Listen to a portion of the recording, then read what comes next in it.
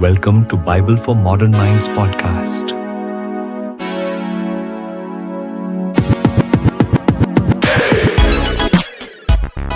Welcome back to the deep dive. This week, the sources you sent us are, they're intensely personal. Yeah, very different for us. Right. We aren't analyzing financial reports or, political maneuvers.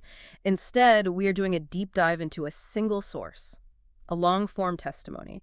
It chronicles one life, a man named Tony, and it's a life marked by, just extreme trauma, addiction, crime, and then this radical spiritual overhaul. It's truly unusual material for our format, but what's so compelling is that the narrative gives you this almost clinical look into the architecture of inherited trauma. Exactly. So our mission today is to track the chronological and emotional path that led Tony into this destructive cycle, and crucially, to try and pinpoint what finally broke that pattern. It's a story of pattern recognition, really, how trauma is so often inherited and then repeated.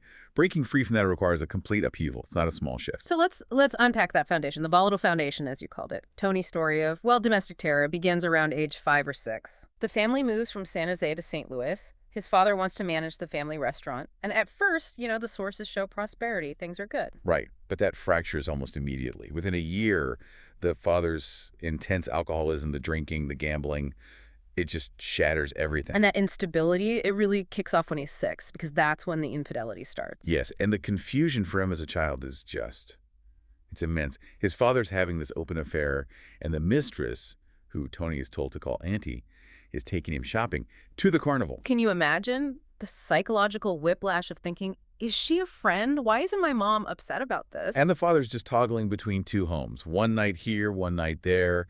Two separate lives, completely out in the open. And then the violence started. The physical abuse, it began when Tony was only 6 or 7, and almost always on a school night. Which is such a specific, cruel detail. It is. And the sources convey this sheer panic of a little kid having to witness it and trying to stop it. He talks about having full-blown panic attacks, sometimes hopping on his father's neck. He'll try and physically stop a grown man. Exactly. He saw things a kid should never see. A butcher knife thrown, constant punches, slaps. He said his father looked possessed. But the gun incident, that's the detail that really sticks with you. Oh, yeah. He's 7. He wakes up at 2 in the morning because the bed is shaking.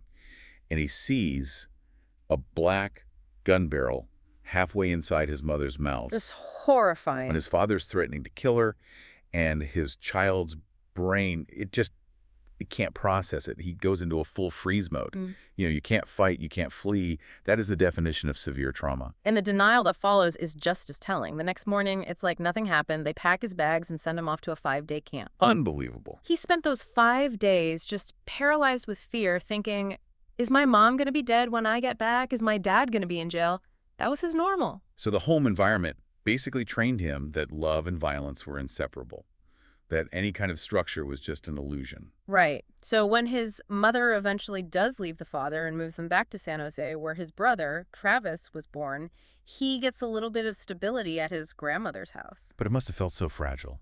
It was, because the father immediately started using psychological manipulation to get them back. He'd call every day, promising Tony the one thing he desperately wanted, a united family, and the ultimate 80s status symbol. The waterbed. The waterbed. And Tony, of course, begs his mother to go back, even though his grandmother is screaming not to do it. And this is where the kids become pawns.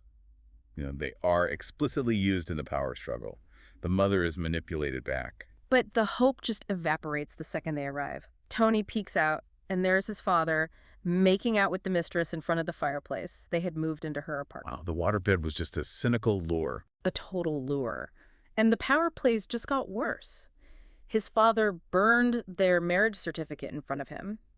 But then his mother started using him as a weapon, too. How so? She would make him, an 8-year-old, call his father and say that she had a gun and was going to kill herself. Both parents were teaching him that love was just high-stakes emotional extortion. So it's no surprise what happens next. That kind of trauma, it creates the perfect conditions for a radical shift. Yeah. By 12, the family was, in his words, dirt poor. Yeah, sharing a cockroach-infested twin bed with his siblings. No heat, no AC. And so he turns to the streets. It's not just for acceptance, it's for control. a new, more reliable structure, even if it's a violent one. He starts selling cocaine, stealing, robbing. He's looking for a set of rules his family never gave him, and that internal fear, that helplessness, it had to manifest externally. It absolutely did. And at 14, it all peaks.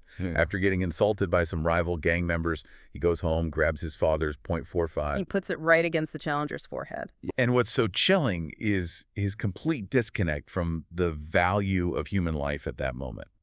The guy says, if you're a man, go ahead and pull the trigger. And Tony starts to squeeze. The only thing that stopped him was a woman screaming nearby. He wasn't worried about killing the guy. He was worried about the police showing up. The violence he witnessed was now the violence he was perpetrating. The cycle was complete. But then a major mitigating factor enters his life around age 15. He meets his future wife. The first major blessing, as he calls her. Yeah. She came from a stable, calm family, and she provided the morals and values he never had. He even said she was my mom in a way. But even with that blessing, that inherited blueprint from his father, it's just so magnetic. It's almost deterministic. Tony becomes a raging alcoholic and a womanizer. He repeats the exact same pattern. Right down to the infidelity. And his father actually helps orchestrate it. He hated the girlfriend because she wouldn't, feed his ego. So he sets Tony up with another woman, he engineers the crisis. And the fallout is immediate and devastating. After the cheating, his girlfriend locks herself in a room, punches a mirror, and slices her arm open.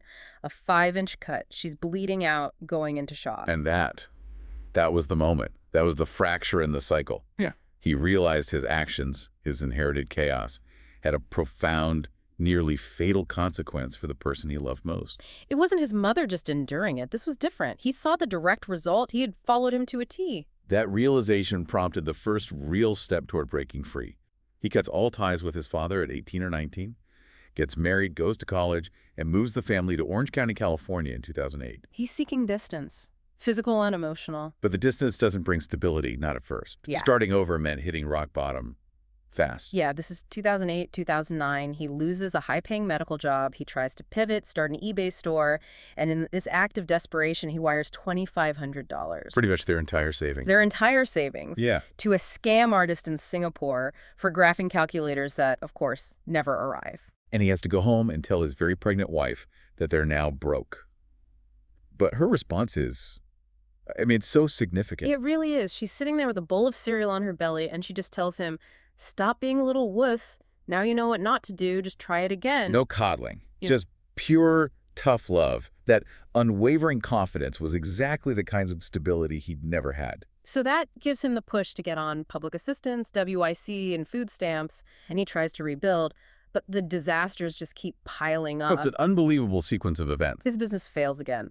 Then, the day before his wife's scheduled C-section, he finds their dog dead in the garage, hanged by its leash. Just another brutal emotional blow. And right after that... Right after, they discover a gigantic slab leak. It floods and destroys their condo. So let's just recap that. Job loss, savings gone, business failure, dead pet, and now their home is gone. All while his wife is recovering from a C-section with a newborn and a 3-year-old. It's the speed and intensity of it all that forces this surrender.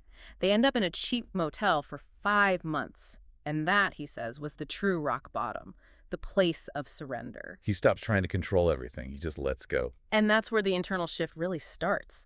Even as a hardcore atheist, he takes the last $500 they have and buys Christmas gifts for friends and family. An irrational act of giving when he has nothing left to give. It's him breaking that mindset of scarcity and fear. Exactly. And from that same motel room, he starts teaching himself web design off Craigslist with no skills, and it starts working. He's getting clients. But then comes the real challenge to his atheism. Yeah, he has this dream, a man with long hair and a beard floating above him on a cloud saying, Tony, whatever you're doing, just keep on doing it. Which for a devout atheist who grew up Buddhist, that's profoundly shaking. So for the first time, he prays.